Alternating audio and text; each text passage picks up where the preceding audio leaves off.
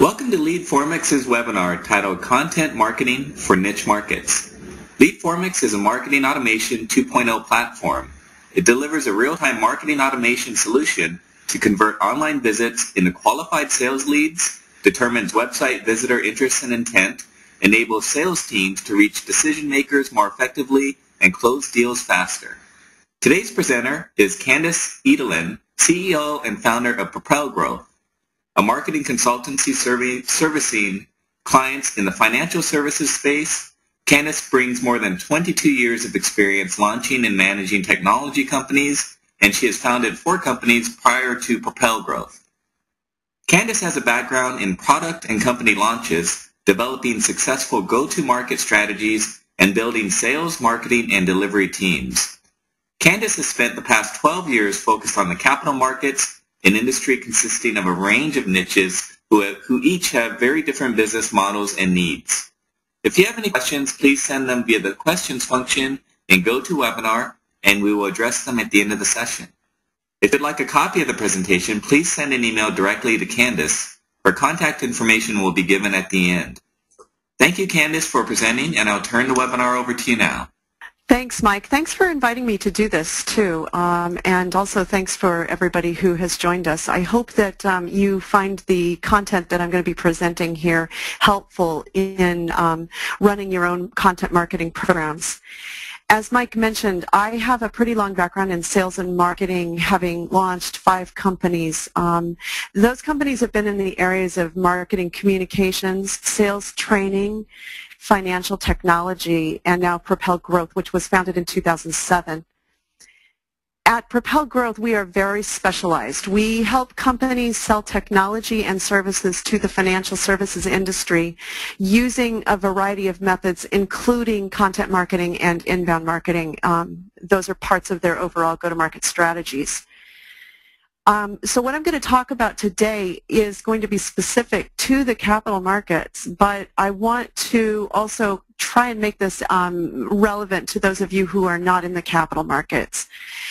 Just as kind of a quick opportunity to kind of get a sense from everybody, it would be interesting if you're able to, are we able to do a hand raise in here? I forgot to ask you this in advance, Mike. Is there a hand raise where we can ask people how many folks are? Yeah, someone just tried it. Okay. We definitely can. Oh, good, good. Okay.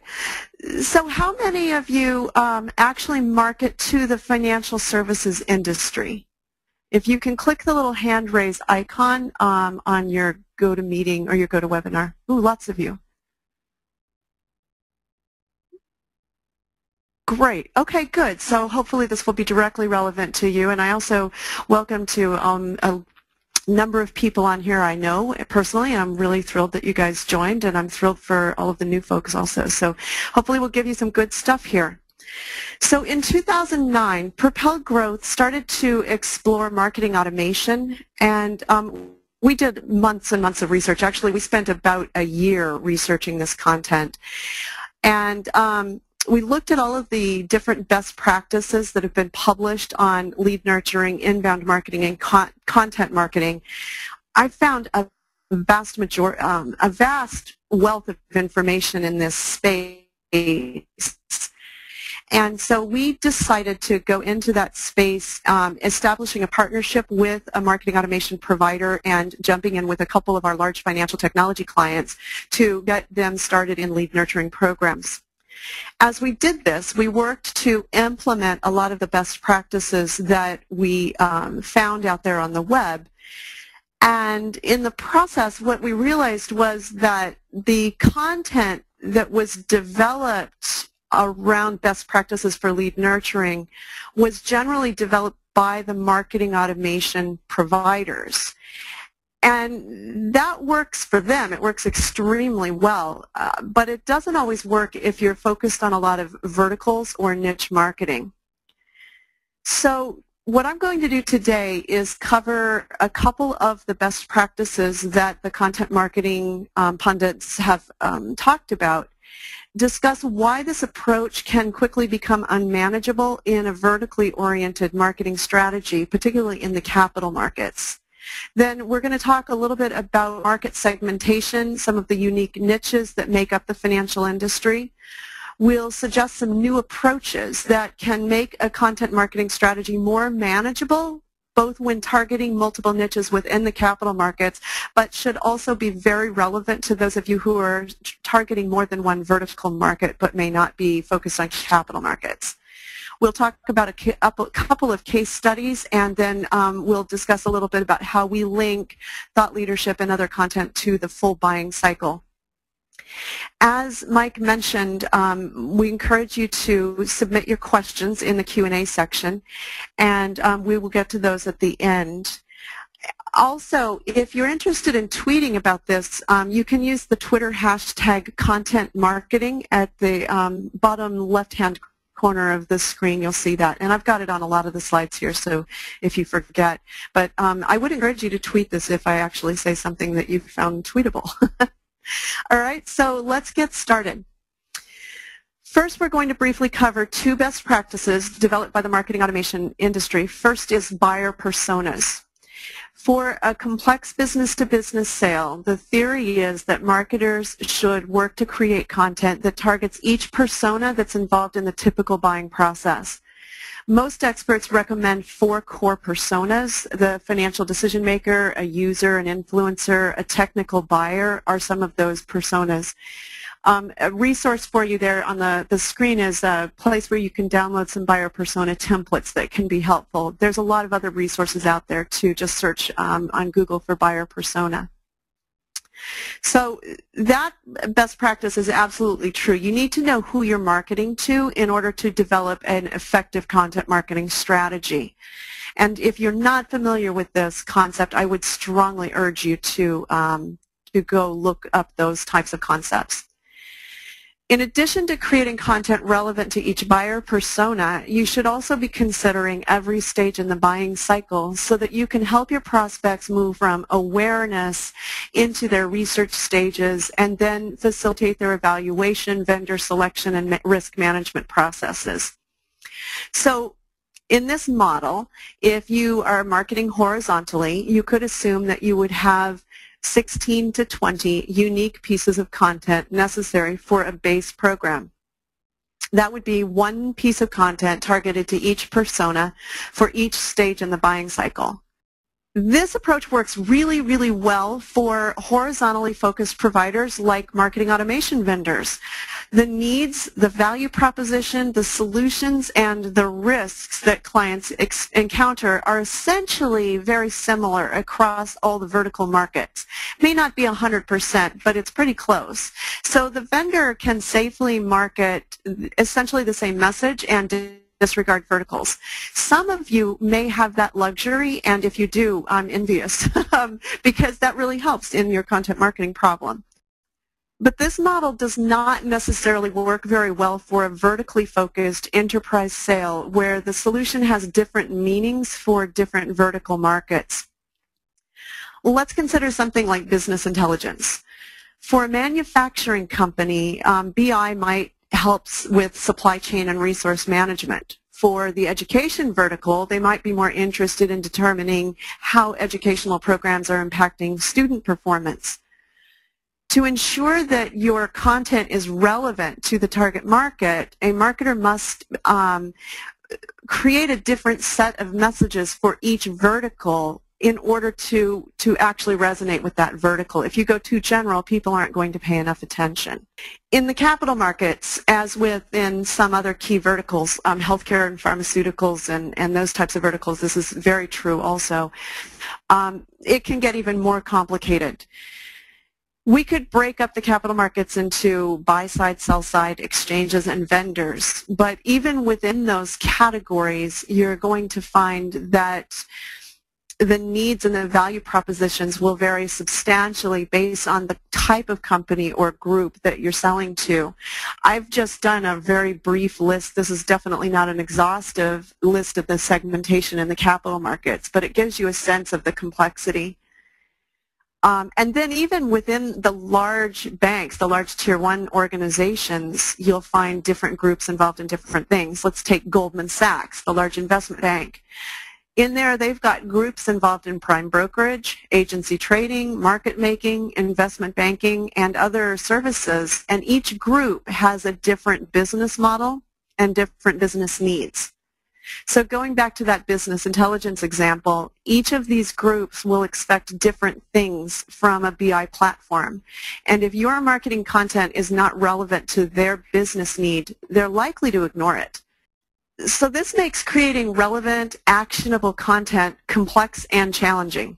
Let's look at an example here. Let's say your firm is targeting buy sides, sell sides, and exchanges.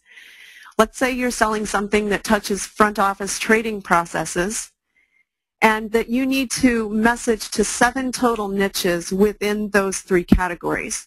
So that would be 7 niches times 4 buyer personas times 4 buying stages, 112 unique pieces of content just to have 1 piece per persona per buying stage. That doesn't even begin to address the problems like creating content in different formats, because some people want white papers, some people want executive briefings, some people prefer video, etc. This becomes very quickly unmanageable, and not to mention practically impossible from a budgetary perspective. So we've taken a slightly different approach at PropelGrowth. We tend to work with clients to figure out first how to segment their market based on their offerings, and then develop a messaging strategy that's going to be relevant to the target niches. This is critical if your goal is to become a trusted advisor. As in many industries, executives in the capital markets have very little patience for marketers and salespeople who don't understand their business. You cannot bluff your way to becoming a trusted advisor. They just don't have any patience for it. So all this creates a dilemma. If you go too broad with your messaging, you're not going to be able to gain any trust.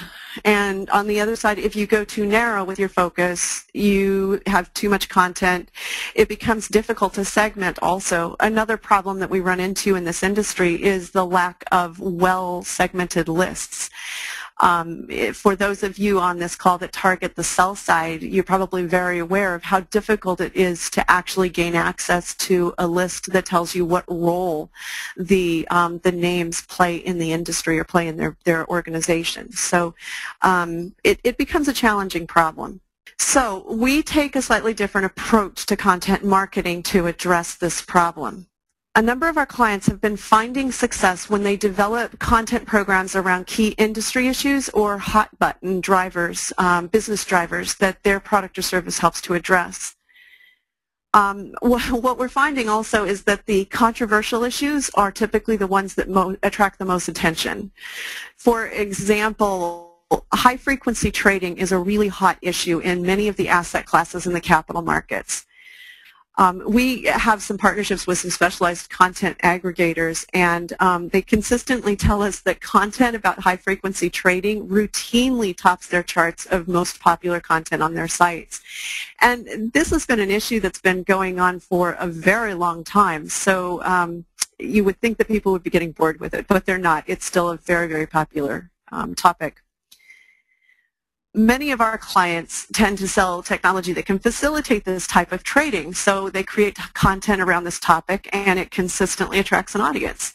However, if you're going to position around high-frequency trading, for example, it needs to vary pretty substantially for buy-side versus sell-side clients. While most sell-sides and exchanges are very pro-high-frequency trading, buy-side organizations tend to think that high-frequency trading has an extremely negative influence on their trading results. So for controversial issues like this, you have to be pretty specific about what message you're delivering and to whom. But again, it's a hot topic. It's not one you should avoid just because it's controversial. In the case studies coming up, I will talk specifically about a client that used this topic in a lead generation program that generated thousands of leads in a 3-month period.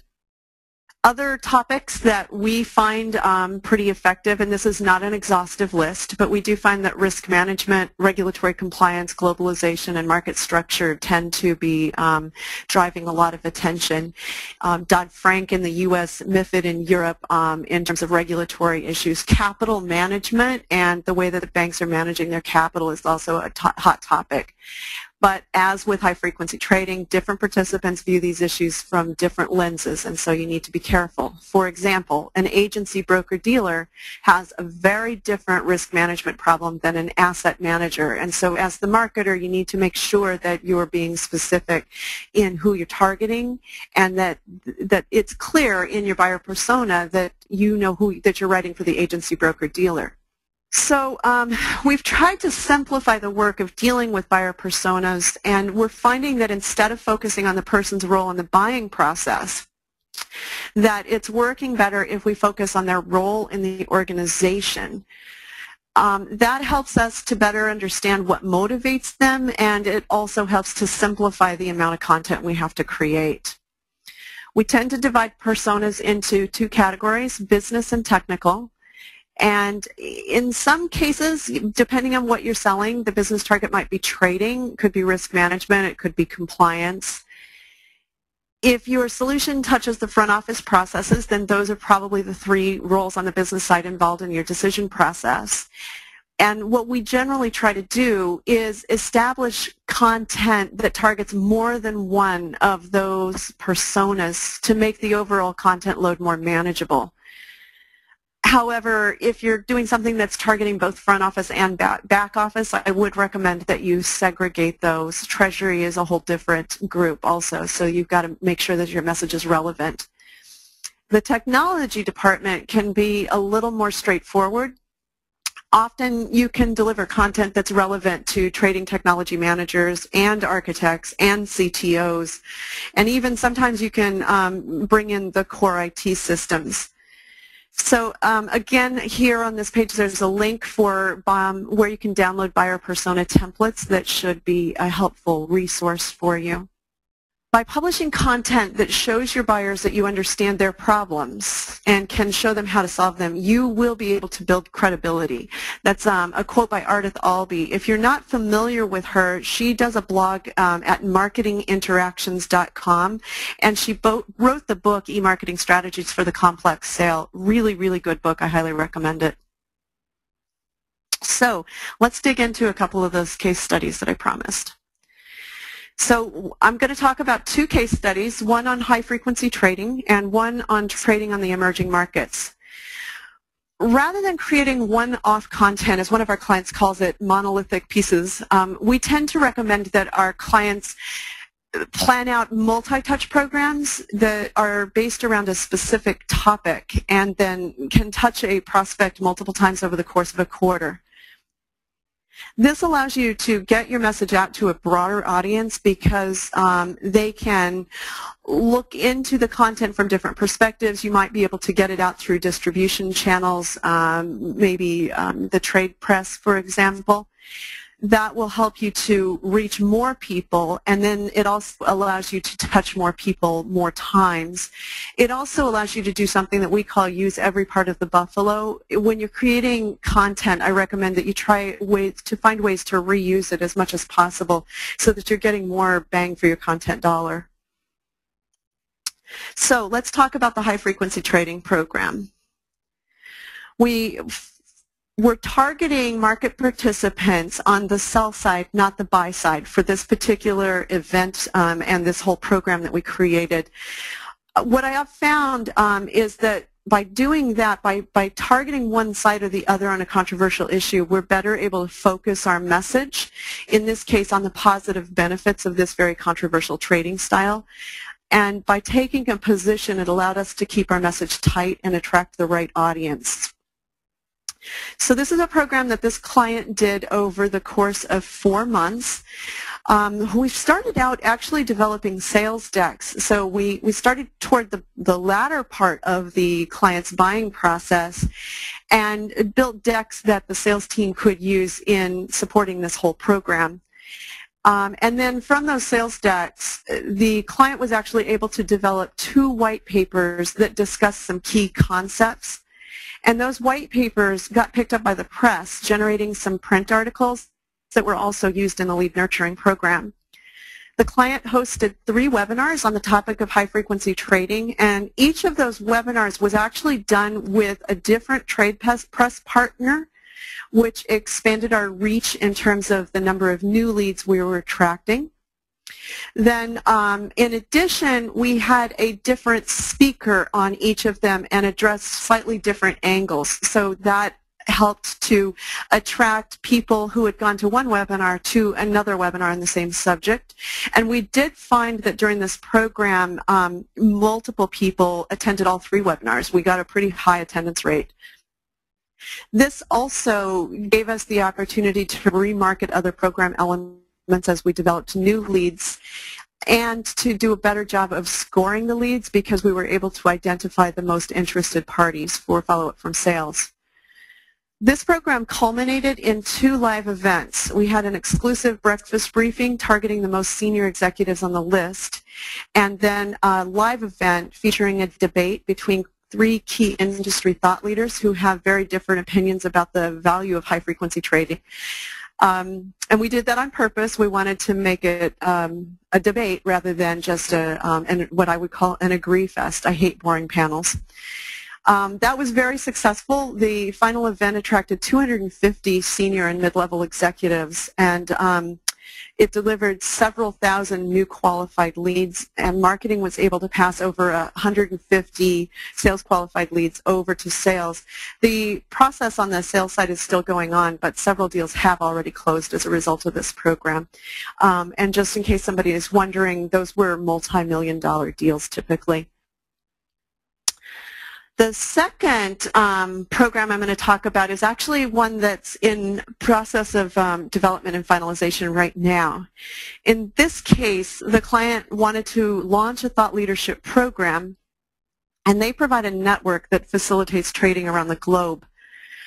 In researching them, we found that they were particularly strong in providing access to certain emerging markets in Europe and Asia, so we decided to do a program focused on emerging markets.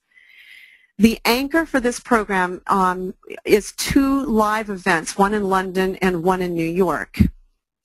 In this case, the client wanted to attract a broader audience, so we put together a panel that, for both of the events, that represents a pretty broad cross-section of the industry. Each of those panelists are well-known industry leaders themselves with expertise in trading in emerging markets. Hi, Candace. Can I interrupt you 1 second? I had a question come in. I just thought I would, I know we're holding questions until the end, but this one just came in, and I thought I would ask it anyway. Is that okay? Yeah, please. You're fading out a little bit, though. Oh, okay. Let me speak up. What product services were you selling to these firms is the question. Okay, great. So in the first example, the client builds is a data center, and they create financial ecosystems. The second example is a company that provides a financial extranet.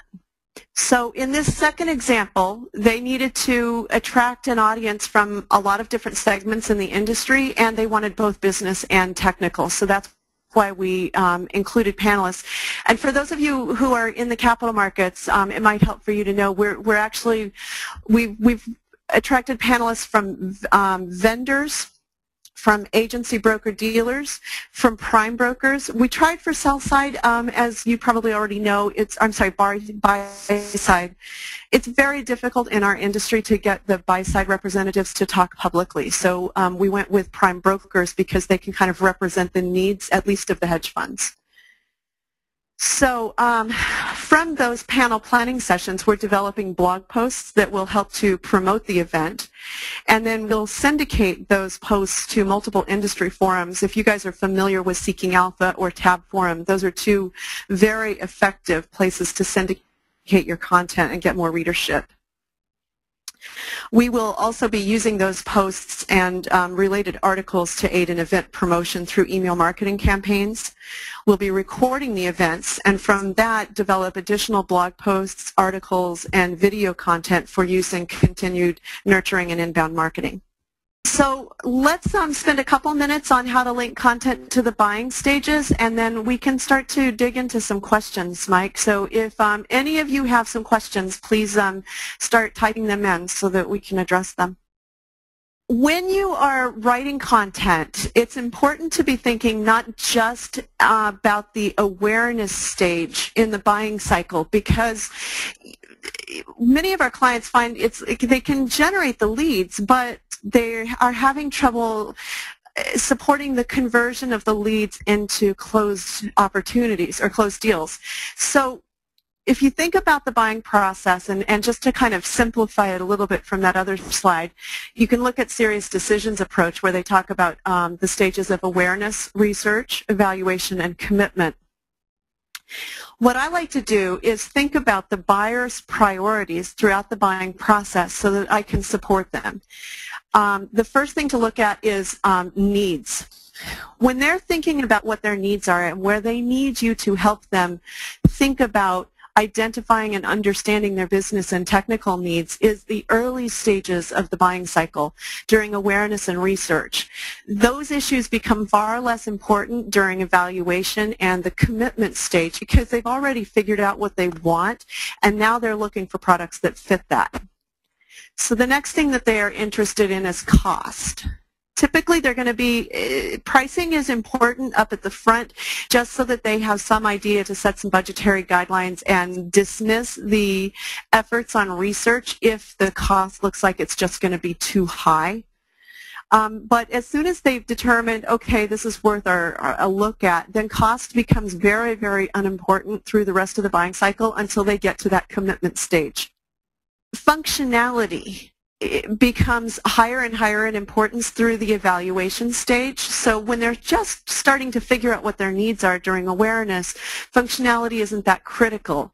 As they start doing research and looking at competing products and different approaches for solutions, they'll think more about functionality, and then it becomes critical. It becomes their top priority during the evaluation stage.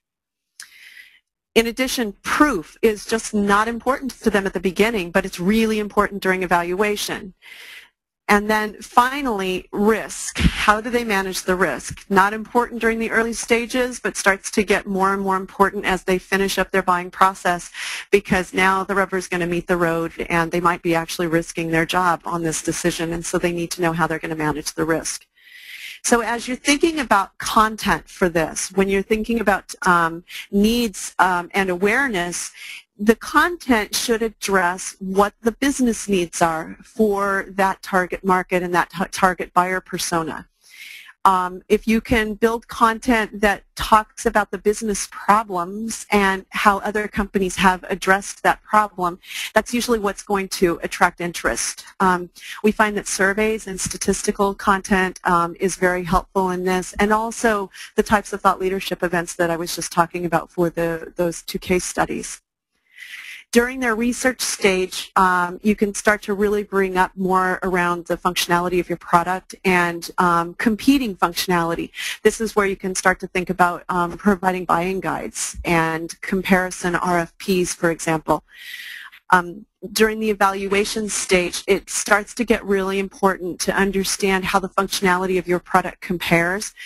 If you can build a matrix of comparing your product to your competitors, those are usually very, very helpful. Also, this is where people start wanting evidence. This is where they will check your references. This is where they're going to talk to their peers. And so getting content out there that's shareable, that may not even be coming from you as the original source, can be very helpful here. Look for ways to prove that your product does what you say it does and meets the needs that have been identified early in the buying stages. Then during the commitment stage, the most important thing here is for them to figure out their ROI. So ROI calculators are very, very helpful at this stage.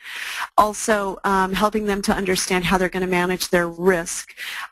Use cases and implementation can be very helpful for this type of thing. So we can talk about this more. I would imagine you all have some questions around this. So I'm going to just conclude here and talk a little bit about the fact that, make sure you're focusing on business issues, be specific, and link your content to the buying process, and use every part of the buffalo, and you'll find that your content marketing is more effective. So, Mike, that's it. I'm going to put up my contact information, and then let's hit those questions. Okay, great. Yeah, we got a bunch of questions, so I'll just go ahead and ask them. Can you hear me okay, Candace? I hear you great. Okay, great. First question, is it considered outdated to simply do research on who the company leaders are and contacting them by phone and or email directly. I find that awareness of my organization increases as I go higher in the chain of command in the company. I think that's a great question, and I'm clearly hearing from a salesperson on that question rather than a marketer, and I love that you take that aggressive approach. I agree with you that that is a great way to create awareness. What we're talking about is using content to build awareness in a broader audience so that somebody raises their hand, and it makes it a little bit easier for you because you know when you're calling who's interested in what they're interested in already. But also, I would encourage you to use content like this in the process of driving awareness through your calling, and because it can really help them if you bring something around, you know, say an executive briefing that explains the business needs and how your product can help to address those needs. Think of yourself as an educator to this prospect on how you can help them build their business. You as the salesperson, it's really important that you become the trusted advisor. Next question. What was the average sales cycle for the products, services you were representing in your example? Oh, that's a good question. For the data center, the sales cycle can be as much as 3 years because the contract period has to run out for wherever they are at that point. Sometimes it's a lot shorter. It really depends on where we've gotten them in their buying cycle, and the buying process is usually pretty long. For the other, the extranet type of service, the buying cycle is a little bit shorter in that. It can be from 3 to 6 to 18 months, depending, again, on where the client is in their own processes. Okay, great. Thank you. Next question. Please expand on the reference to the buffalo on the second to the last slide. Okay. So when we build content, we tend to try to start with some big idea.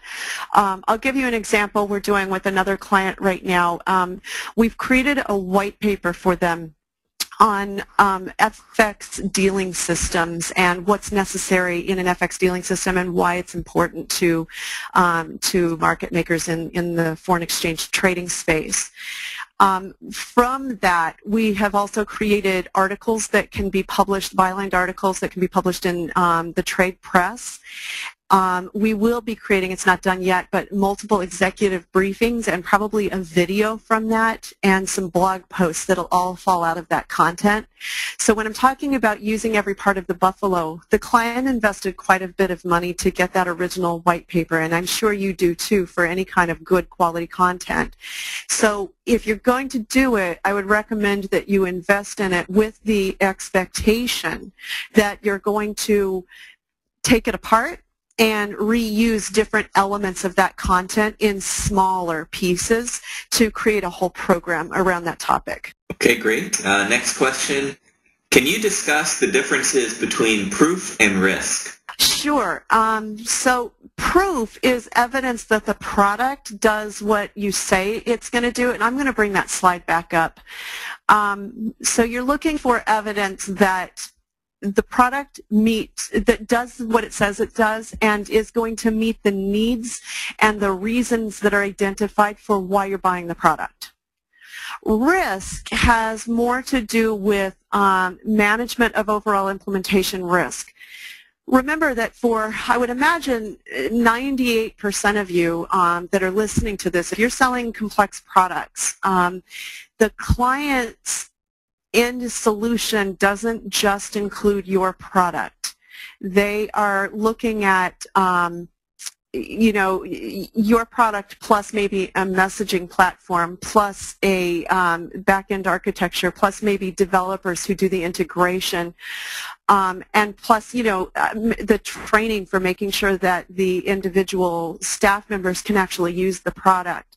So they have to get past this risk, and risk is both emotional and logical, and you have to help them understand how they can manage their risk internally to make it more likely that this project is going to succeed. let's face it, not every software implementation is actually phenomenally successful. And so what I would recommend you do is take a look at your clients who have had very successful implementations, figure out what made that implementation successful, and then maybe do a video of one of your subject matter experts, maybe one of your implementation specialists, talking about why that client was successful versus why another client wasn't successful. You don't even need to mention the client names, but what you're demonstrating there is that you understand their concern, that you want them to be successful, and that you can actually guide them into being successful. Does that make sense? And what do the numbers represent on the left? Oh, that's just PowerPoint's way of doing things. I created an Excel chart to put these in, and 6 is the most important. Okay. It's like the top, so you can ignore that. We should have actually deleted it. No problem. In a longer sales cycle, how do you evaluate the effectiveness or impact of your content? Do you have a methodology or approach to measure the life cycle of your content?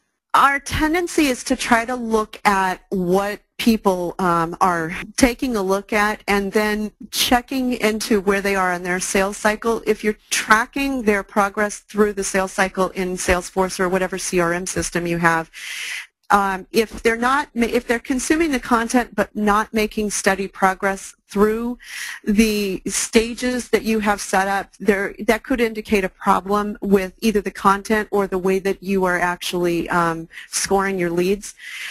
The best way I like to do it is to actually pick up the phone and call people. So it's great if you have an inside sales team who can actually call and qualify them. Find out, after they've consumed 1 or 2 pieces of content or 3 or whatever your lead scoring mechanism is, to see where they are in their buying cycle and see what content's working for them and what isn't. You can do this statistically all day long, but sometimes picking up the phone and just talking to these people can give you some really helpful information. Okay, great. Thank you very much. I think that's it with the questions. If you have any other questions to the audience, if you have any other questions, feel free to ask them, or you can email. Can you put up your slide again, Candace? Your email address? Sure. Here's my contact information. Yeah, great. You can contact Candace there. What if they want a copy of the slides? Are you handing those out? Yeah, we can get a copy of the slides over to anybody, and then also I think you're recording this, so you can. I am. Yes, the recording. I am recording this, and we will have it up at www.leadformix.com, and also at PropelGrowth. Is that correct, Candace? Yes, it'll also be at PropelGrowth.com. Okay, great. Also, there's some other helpful resources. Mike and I were talking about this before we got started. There's some helpful links that we can put out to everybody if you're interested in learning more about content marketing. Art Thalby has a great blog called Marketing Interactions. Debbie, and I'm not very good at pronouncing her last name, Gagish, I think, Gagish, has some very good stuff. She wrote a white paper called The Revenue Marketer. And then on the PropelGrowth website at propelgrowth.com, on our blog, you'll find quite a bit of information about content marketing. And there is a white paper there about how to tie thought leadership to the buying cycle. If you go to the homepage, there's a link, there's like a banner ad up at the top right-hand corner of our website that you can click to get that white paper. It's free. Okay, great. Thank you, Candace, for presenting, and thank you to the audience for attending. It was a great webinar, and if you have any further questions, there is Candace's email address and phone number right there on the screen. Thank you again, Candace. Thanks for including us. We're really thrilled to do this. Great. Have a great day.